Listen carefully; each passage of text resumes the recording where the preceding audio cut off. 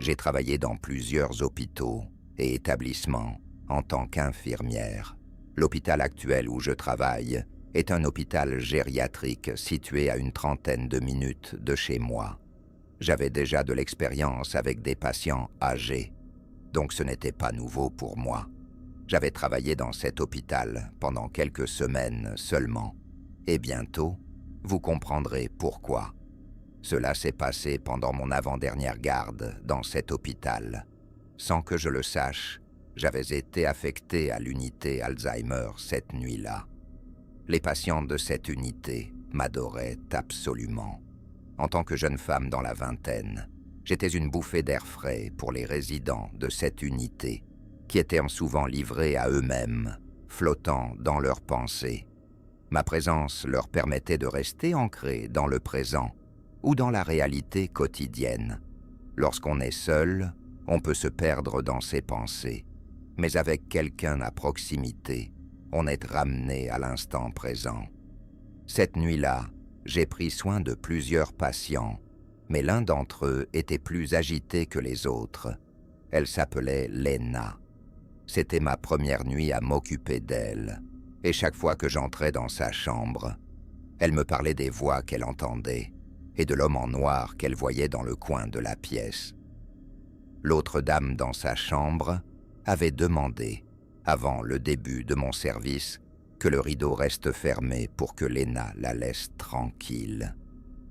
Lena était une dame adorable qui souriait chaque fois que j'étais près d'elle, mais elle ne parlait pas beaucoup et était très oublieuse, comme ma garde commençait à 21h. La plupart des patients étaient endormis vers 23h, mais pas Lena. Chaque fois qu'elle m'appelait dans la chambre, elle était effrayée par les prétendues voix et l'homme en noir qui la fixait dans le coin de la pièce. Pour être honnête, cela me faisait un peu peur. Je croyais ce qu'elle voyait et entendait ces choses dans sa tête, et j'éprouvais de la compassion pour elle, imaginant à quel point cela devait être terrifiant. Néanmoins, je faisais de mon mieux pour la calmer et l'inciter à dormir. Je ne voulais pas allumer la télévision pour la rassurer, par respect pour l'autre patiente dans la chambre. Je tenais les mains de Lena et lui disais qu'il était normal de respirer et de se détendre. Je lui rappelais qu'elle n'était pas seule et que j'étais toujours à un appel de distance.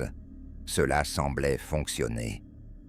Lena se calmait pendant un moment, et la prochaine fois que j'entrais dans la chambre, elle dormait. Une fois que la plupart des patients sont endormis, la nuit passe beaucoup plus lentement, le temps semble reculer. 1 ou 2 heures plus tard, j'étais dans la buanderie en train de remplir mon chariot quand j'ai entendu quelque chose dans la pièce. C'était une pièce relativement petite et silencieuse. J'avais également fermé la porte. Il était donc étrange d'entendre un autre bruit. Je me suis retourné, je n'ai rien vu, et j'ai continué à remplir mon chariot. Puis j'ai ressenti ce que je ne peux décrire que comme une main sur mon épaule. J'ai regardé mon épaule, j'ai sursauté et crié, mais il n'y avait rien sur mon épaule, il n'y avait personne dans la pièce. Pourtant, je savais que j'avais ressenti quelque chose de grand qui avait attrapé mon épaule. Je suis sorti dans le couloir pour vérifier. Il n'y avait aucune autre infirmière en vue. Silence total.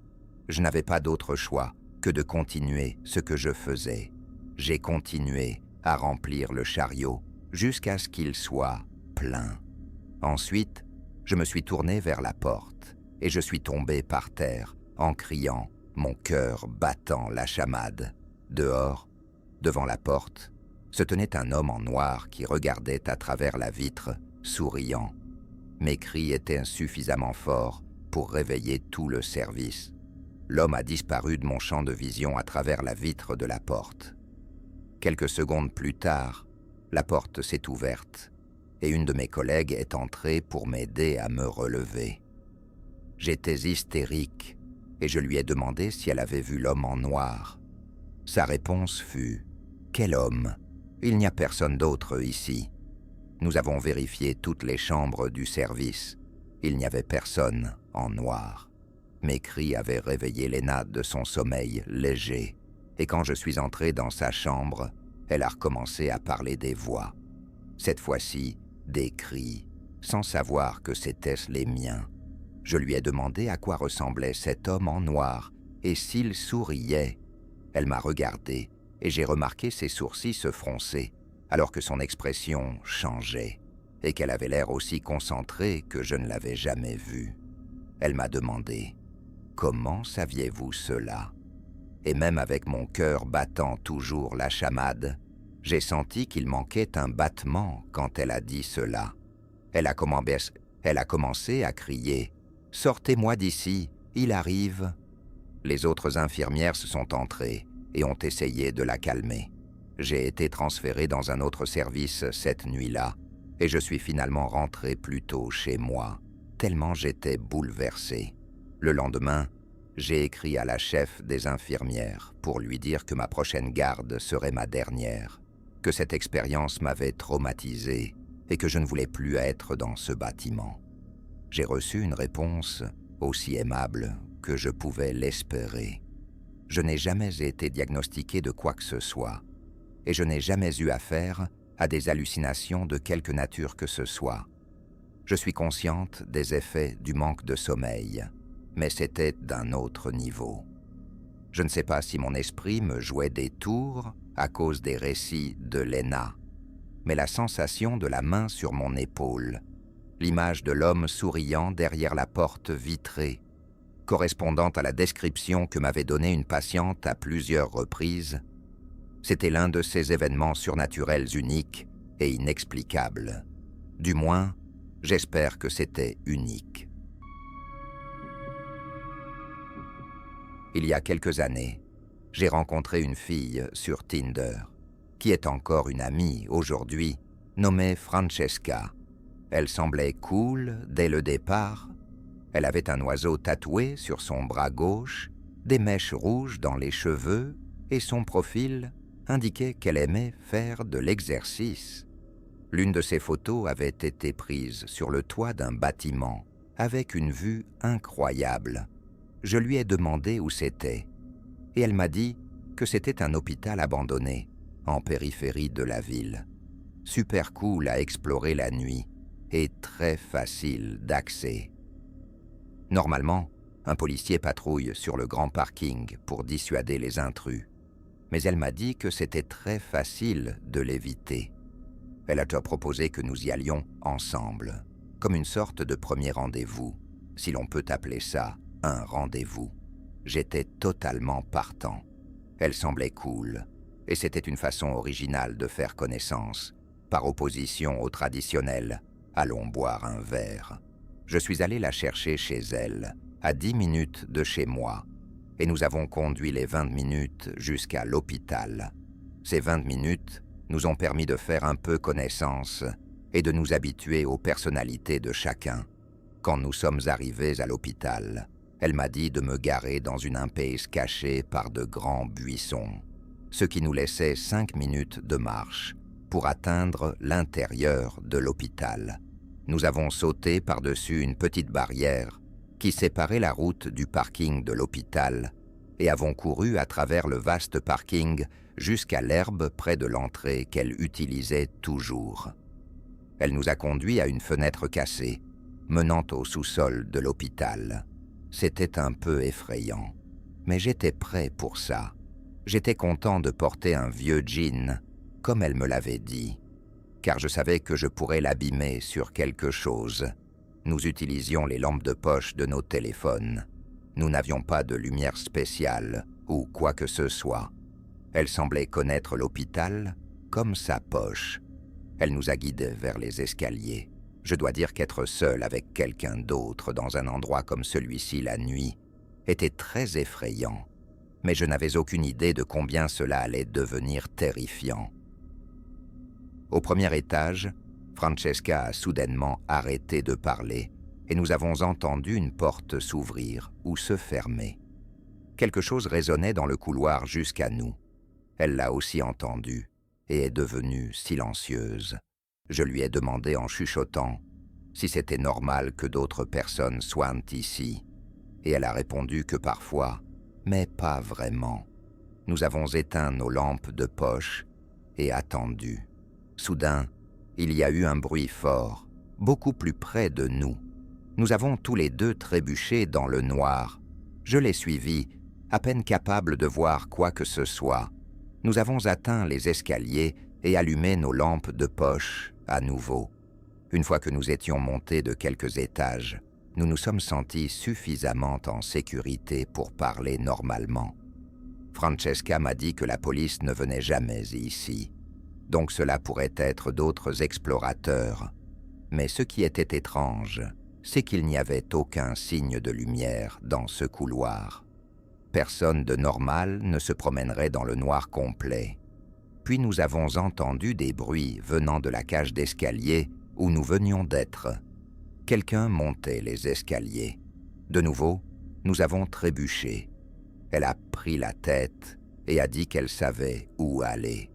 Nous avons couru quelques minutes à travers ce labyrinthe de bâtiments. J'étais vraiment en panique. On aurait dit que nous étions poursuivis, et je ne savais pas si je préférais que ce soit la police ou quelqu'un d'autre. Elle nous a conduits à un petit espace extérieur. Nous n'étions pas sur le toit le plus haut, mais je pense que nous étions sur le toit de cet étage.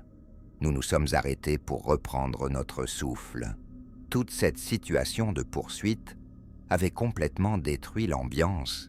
Même elle semblait inquiète, et je la considérais comme une experte de cet endroit. Après quelques minutes, nous nous sommes un peu détendus et sommes entrés par une fenêtre cassée dans le plafond d'une grande salle. Cette partie était effrayante parce qu'elle voulait marcher sur de longues et étroites planches en bois, avec un précipice de 10 pieds en dessous. Une chute de cette hauteur causerait des blessures, mais je ne voulais pas paraître lâche. Je l'ai suivi sur cette planche de bois vacillante, jusqu'à ce que nous atteignions le sommet d'une colonne où une planche se terminait et une autre commençait. Nous nous sommes assis sur cette colonne pour simplement nous détendre et parler, les jambes pendantes au-dessus de l'obscurité en dessous. C'était effrayant là-bas, et je pensais que nous étions seuls jusqu'à ce qu'un bruit vienne d'en bas.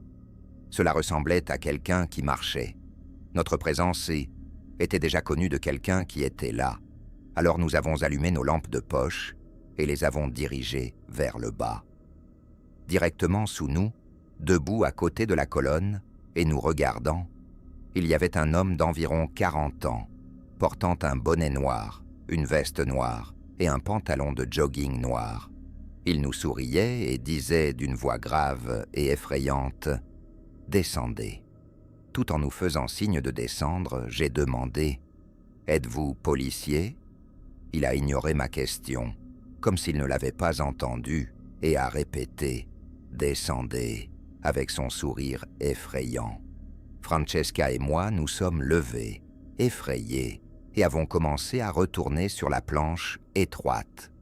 J'avais encore plus peur de tomber qu'avant. Je n'avais aucune idée de ce que cet homme nous ferait. Quand nous étions à mi-chemin, l'homme a quitté la salle sous nous par une porte. Il allait définitivement essayer de nous attraper. Nous devions nous dépêcher. Nous avons réussi à traverser et avons essayé de sortir, sachant que cet homme était dangereux. En descendant les escaliers d'une cage de l'autre côté de l'hôpital, nous avons entendu une porte s'ouvrir et se refermer à quelques étages au-dessus de nous, suivi de bruits de pas dévalant les escaliers. D'une manière ou d'une autre, il nous avait suivis. Nous avons couru comme si notre vie en dépendait. Nous avons réussi à revenir au premier étage et avons couru jusqu'à l'autre côté de l'hôpital, là où nous étions entrés. Nous sommes retournés au sous-sol et avons grimpé par la fenêtre cassée. Tout le processus de sortie par cette fenêtre était effrayant, car j'étais le deuxième à sortir et j'avais peur que mes jambes soient saisies à tout moment. Mais je pense qu'à ce moment-là, nous avions perdu l'homme. Nous avons couru à travers le parking jusqu'à ma voiture, et dès que nous y sommes entrés, Nous avons verrouillé les portes et avons repris notre souffle. C'était un véritable cauchemar. D'une manière ou d'une autre, cette situation a créé un lien instantané entre nous. Nous sommes partis et nous sommes arrêtés chez Wendy's pour manger quelque chose et rassembler nos esprits. Nous avons discuté pendant 1 heure, puis je l'ai ramenée chez elle. Francesca et moi sommes restés en contact au fil des années. Bien que nous ayons été romantiques pendant quelques mois, nous sommes finalement restés de bons amis. Aucun de nous n'est jamais retourné dans cet hôpital.